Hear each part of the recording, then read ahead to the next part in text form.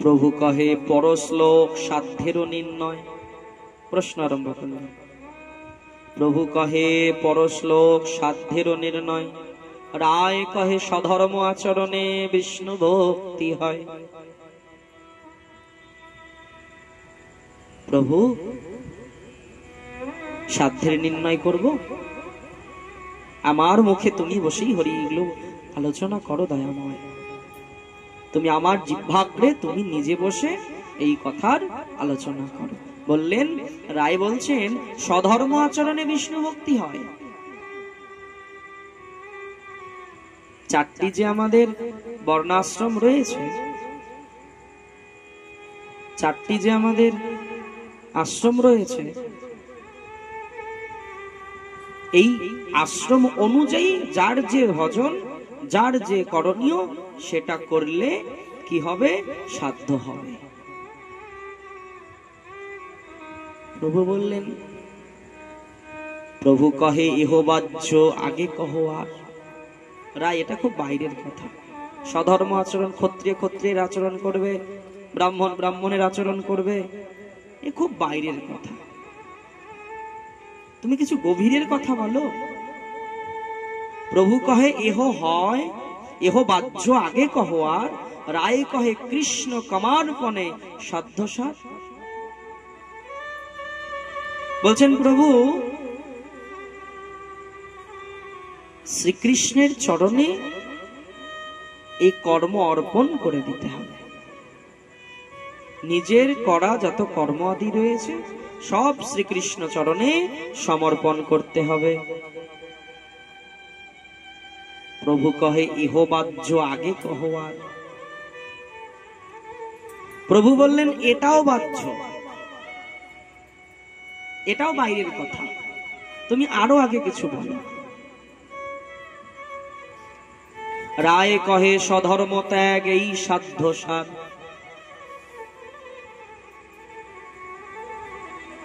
বলেন সধর্ম ত্যাগ, একটু আগে বললে সধর্ম আচরণে বিষ্ণু ভক্তি হয়, এখনই আবার বলছো সধর্ম ত্যাগ।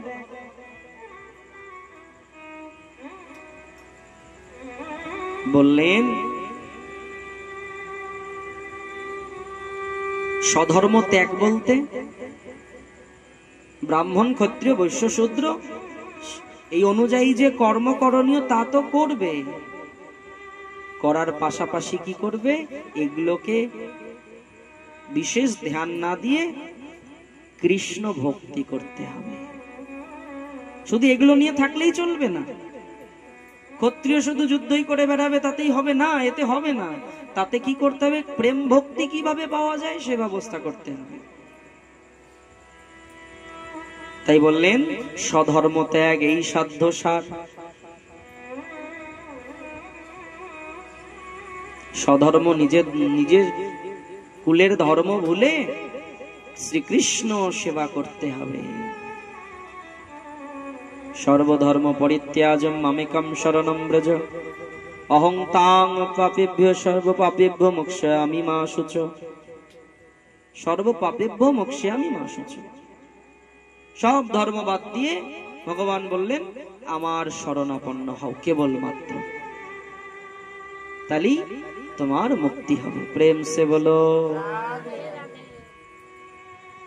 প্রভু কহে এহ বাহ্য আগে কহ আর। শ্রীমান মহাপ্রভু আবার বললেন এটাও বাইরের কথা রায়। হে রামানন্দ, তুমি যে বলছো সধর্ম ত্যাগ, এটাও বাইরের কথা, তুমি আগে আরো কিছু বলো। রায় কহে জ্ঞান মিশ্রা ভক্তি সাধ্য সার। জ্ঞান মিশ্রা ভক্তি, ভক্তি জীবন করতে গেলে কিছু জ্ঞান থাকা দরকার আছে, প্রয়োজন আছে। আমি ভগবানের সেবা করব, পূজা করব, অর্চন করব, সে সম্বন্ধে আমাকে কিছু জানতে হবে। শাস্ত্রে বলেছেন শাস্ত্র সম্মত ভাবে কৃষ্ণের সেবা করতে হবে, শাস্ত্র সম্মত ভাবে ভগবানের সেবা আদি করতে হবে। ডাক্তারবাবু ঔষধ দিলেন, সেই ঔষধ যেভাবে আমাকে সেবন করতে বললেন সেই নিয়ম না মেনে যদি আমি সেবন করি তাহলে তো কাজ হবে না। ওষুধের দোকানেও তো সমস্ত রোগের ওষুধ পাওয়া যায়, তাহলে আমরা সরাসরি ওষুধ সেটা না নিয়ে আমরা ডাক্তারবাবুর কাছে যাই কেন?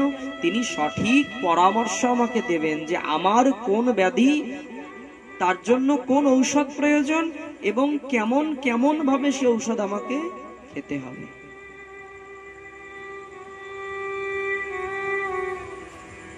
প্রত্যেকের ঘরে এখন গোপাল পাওয়া যায়, তো সবাই এখন গোপাল নিয়ে গোপাল সেবা করে, ভালো। সেটা আরো ভালো হবে কখন? যখন আমি সব জেনে করব।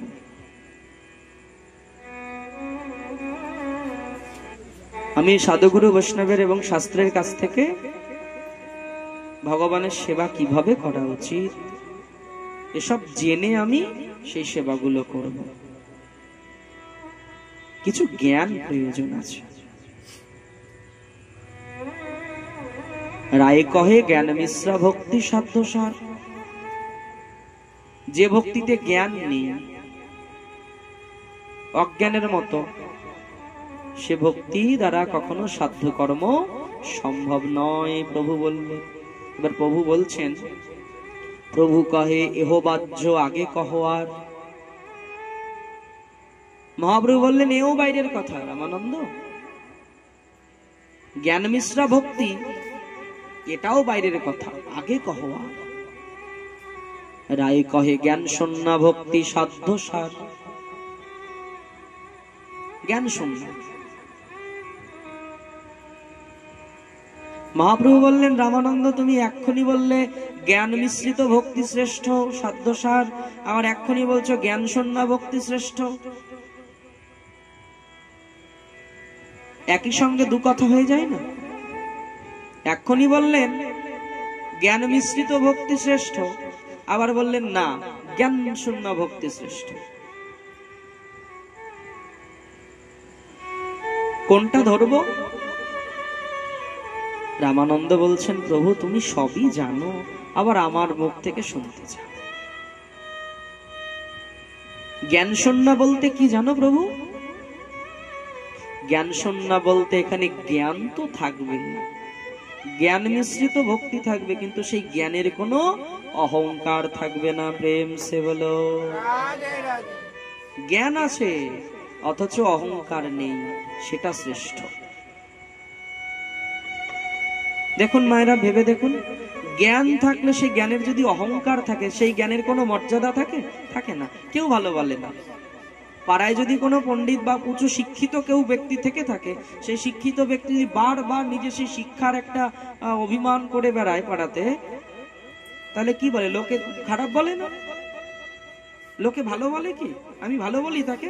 বলি না তাকে ভালো। দু চার অক্ষর শিখে নিয়ে নিজেকে বিরাট কিছু মনে করে, মই কি ছিনু আর কি হনু, কি ছিলাম আর কি হলাম, তাই তো। হনু, হনু মানে হনুমান, যার বড় বড় লেজ আছে। প্রেম সে বলো। তাই বললেন প্রভু জ্ঞান থাকবে কিন্তু জ্ঞানের অভিমান থাকবে না, সেটাই শ্রেষ্ঠ। প্রভু কহে এহ হয় আগে কহ আর। এতক্ষণে মহাপ্রভু এতক্ষণ কি বলছিলেন? এহ বাহ্য, বাইরের কথা। এখন বললেন এহ হয়।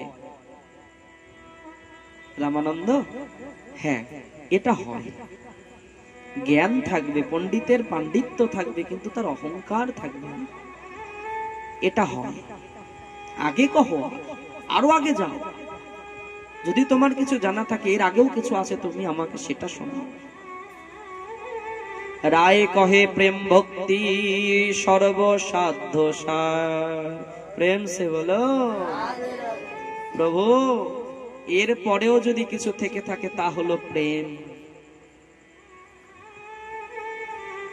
আর প্রেম তো এইভাবে আসে না। আধো শ্রদ্ধা, নিষ্ঠা, রুচি, এইভাবে পর পর তারপরে আসবে প্রেম। আমার শ্রদ্ধাই নড়াচড়া করে, ভগবান শ্রীকৃষ্ণ বললেন সর্বধর্ম পরিত্যাজ মামেকাম শরণম ব্রজ, সবকিছু বাদ দিয়ে শুধু তুমি কৃষ্ণের অর্চন করো, শ্রীকৃষ্ণের পূজা করো, নিতাই গৌরের পূজা করো, সেবা করো, তাহলেই সব হয়ে যাবে। না, আমার তো মন মানে না, আমার তো মন বিশ্বাস করে না। এদিকে ভগবানেরও সেবা পূজা করি, তার পাশাপাশি যত যা হয় সবই করি।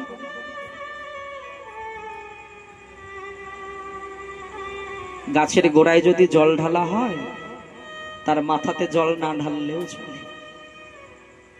গোড়ার জল মাথায় যাবে, মাথার জল গোড়ায় যাবে না। যাবে মায়েরা? গাছের গোড়ায় জল দিলে সেই শেকড়ের মাধ্যমে সেই জল কিন্তু সমস্ত বৃক্ষে ছড়িয়ে পড়বে, কিন্তু গাছের বৃক্ষের বড় বিরাট বৃক্ষের মাথায় যদি জল ঢালি, সেই জল কি গোড়ায় এসে পৌঁছাবে? শেকড় পাবে? পাবে না। তাহলে গোড়াটা কে? ভগবান। ভগবানের সেবা করলে আর কোথাও ছোটাছুটি করতে হয় না। ভগবানের অর্চন করলে, পূজা করলে আর কোথাও যেতে হয় না, না গেলেও চলে।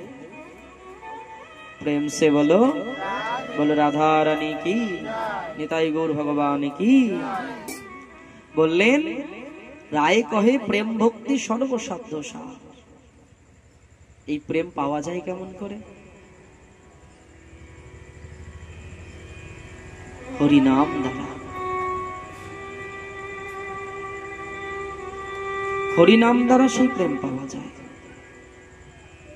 কলিযুগে অন্য কোনো উপায় নেই ভক্তগণ। সত্য, ত্রেতা, দাপর এই তিন যুগে অন্যান্য ব্যবস্থা ছিল, কলিযুগে একটাই ব্যবস্থা, সেটা হলো হরিনাম। হরিনাম ছাড়া কলিযুগে প্রেম পাওয়া সম্ভব নয়। সত্য, ত্রেতা, দাপরে যাগযজ্ঞ, তপস্যা, অর্চন এগুলো ছিল। কলিযুগে কেবল হরিনাম, হরে কৃষ্ণ মহামন্ত্র। হরে কৃষ্ণ কৃষ্ণ কৃষ্ণ হরে হরে, হরে রাম রাম রাম হরে হরে। কিন্তু হরিনাম করলেই প্রেম পাবো? হরিনাম বলা মাত্র প্রেম পেয়ে যাব কি? বললেন না, হরিনাম বলা মাত্রই যে তুমি প্রেম পাবে এমনটাও নয়। হরিনাম করার বিধান দিলেন কি? ত্রিনাদপি শুনেছেন তরুরি সহিষ্ণুনা অমানিন মান্যেন কীর্তনীয় সদা হরি। তৃণর থেকে, ঘাসের থেকেও ছোট হয়ে, বৃক্ষর থেকেও সহনশীল হয়ে, অমানিকে মান দিয়ে যদি হরিনাম করা যায়, তবে হরিনাম আমার ধীরে ধীরে প্রেম লাভ করিয়ে দেবে। তো বলছে হরিনাম ধারণ তো করি, সেটাই তো করতে পারি। তৃণ হব, ঘাসের থেকে ছোট হব, গাছের থেকে সহনশীল হব, এ তো অনেক পরের কথা। হরিনামই তো শুরু হয়নি এখন। হরিনাম করলে তবে তো ধীরে ধীরে আমার মধ্যে সেই ত্রিনাদপি শুনিছেন এই ভাবগুলো আসবে। সবাই মিলে হরিনাম। হরে কৃষ্ণ কৃষ্ণ কৃষ্ণ হরে হরে, হরে রাম রাম রাম হরে হরে। প্রেম সে বলো। প্রভু কহে এহ হয় আগে কহো আর। গৌরহরি বললেন রামানন্দ এটাও হয়, প্রেম ভক্তি তো এও হয়, এর আগে কিছু আছে কি?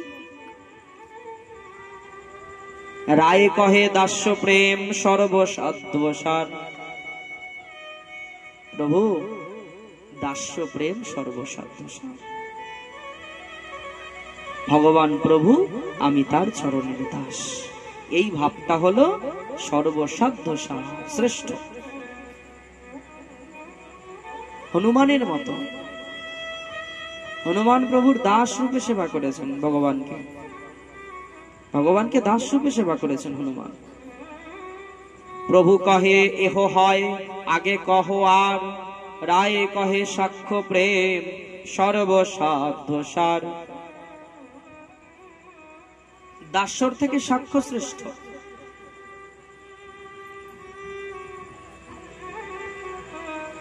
সখা, ভগবান বন্ধু, আমিও তার বন্ধু। ভগবানকে বন্ধুর মতো ভালোবাসা, সাক্ষ্য প্রেম সর্বসাধ্বসার। যেমনটা কারা করেছে? শ্রীরাম সুদাম, এরা এরা ভগবানকে নিজের এঁটো ফলও খাইয়েছে, নিজের এঁটো ফলও খাইয়েছে, ভগবানকে ঘোড়া বানিয়ে তার পিঠে চড়ে ঘুরেছে, তুই তুই করে ভাষা করে কথা বলেছে।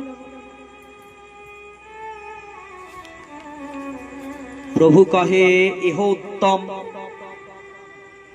সাক্ষ্য ভাব যেই বলল, ভগবান বলছেন এহ উত্তম আগে কহ আর। রায় কহে বাৎসল্য প্রেম সর্বসাধ্য সার। প্রভু এর পরেও যদি জানতে চাও, এরপরে বাৎসল্য প্রেম। মা যশোদা, মা যশোদা ভগবানকে কিভাবে বাৎসল্য প্রেম করেছে, ভালোবেসেছে, বকা দিয়েছে, মেরেছে। বাৎসল্য প্রেম সর্বসাধ্য সার। প্রভু কহে ইহ উত্তম। হ্যাঁ, এটাও উত্তম। ভগবানকে ছেলের মতো ভালোবাসা, ছেলে রূপে ভালোবাসা। ইহ উত্তম আগে কহ আর। রায়ে কহে কান্তা প্রেম সর্বসাধ্য সার। প্রভু এর পরেও যদি কিছু থেকে থাকে, সেটা হলো কান্তা প্রেম। কান্তা মানে ভগবান শ্রীকৃষ্ণ আমার পতি, আমি তার প্রিয়া, যেটা রাধারানীর ছিল। এই কান্তা প্রেম শ্রেষ্ঠ বললেন। শ্রীকৃষ্ণকে প্রাণবল্লভ আর নিজেদেরকে তার কান্তা মনে করে ভগবানের সেবা করা। রাধারানী যেভাবে ভগবানের সেবা করতেন, প্রেম সে বলো। কৃষ্ণ প্রাপ্তির উপায় বহুবিধ হয়, কৃষ্ণ প্রাপ্তির তারতম্য বহুত আছয়। কিন্তু যার যেই ভাব সেই সর্বোত্তম, তটস্থ হইয়া বিচারিলে আছে তারতম। পূর্ব পূর্ব রসের গুণ পরে পরে হয়, দুই তিন গণনে পঞ্চ পর্যন্ত বাড়ায়। বললেন, প্রথমে বললেন দাস্য ভাব শ্রেষ্ঠ। দেখুন ভক্তগণ, একটা সুন্দর একটা জায়গা আছে এখানে। সেই দাস্য ভাবটা কিন্তু সাক্ষ্যতে আছে। দাস্য সাক্ষ্য বাৎসল্য মধুর, এই তো দাস্য ভাবটা। তার থেকে সাক্ষ্য ভাব শ্রেষ্ঠ কেন? সেখানে শুধু সাক্ষ্য ভাব নেই, দাস্য ভাবও আছে। এই গুণটা দ্বিতীয় গুণের মধ্যে আছে, দ্বিতীয় গুণ প্রথমেরটাতে নেই। বুঝুন একটু বুদ্ধি দিয়ে। দাস্য ভাবের মধ্যে সাক্ষ্য ভাব নেই, কিন্তু সাক্ষ্য ভাবের মধ্যে দাস্য ভাব আছে। দাস্য ভাবে শুধু দাস্য ভাব, দাস। হনুমান কোনদিন ভগবানকে সখা রূপে খেলা করেনি, করেছে? হনুমান কোনদিনও ভগবান রামচন্দ্রকে বন্ধুর মতো দেখেছে না, শুধু প্রভু আমি দাস আজ্ঞা পালন করেছে। সেই দাস্যভাব সাক্ষ্যের মধ্যে আছে। কিরকম?